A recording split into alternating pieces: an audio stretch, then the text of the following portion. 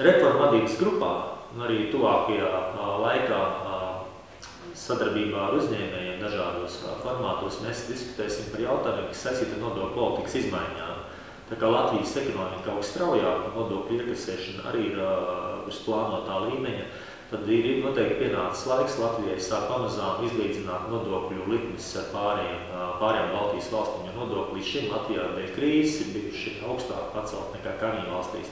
Tad šeit ir divi jautājumi. Pirmais - darbspēka nodoklis. Mēs diskutēsim ar uzņēmējiem, kā un kādā tempā mēs varētu iedzīvotāju ienākumu nodokli mazināt, tuvākajos gados neapliekamo minimumu paaugstināt un atvieglojums par apgādājumiem. Tad šis ir ļoti svarīgs pasākums, lai mēs mazinātu darbspēka nodokļu slogu Latvijā un arī samazinātu ēnu ekonomiku.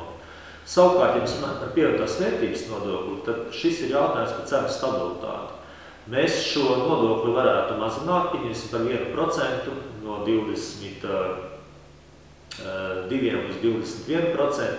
Tajā gadījumā, ja būtu skaidra vienošanās ar uzņēmējiem, ceļš ar tirgotājiem, ka viņi ievēros šo procentu samazinājumu, tas atspoguļosies arī cenās.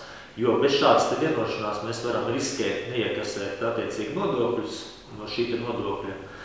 Plus vēl mēs arī redzēsim inflācijas tālāku spiedienu.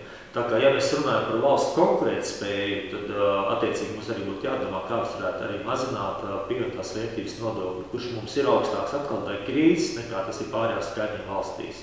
Tā kā, bet tas ir ļoti svarīgi tiešām apzinoties, ka tas ir jāveic kopīgi ar uzņēmējiem. Pēc tam sabiedrība varēs sekot līdz tā saucamajām cenu monitoringam. Vai tas ir atspoguļojies vai nav atspoguļojies cenās šis samazinājums. Tas ļoti svarīgi.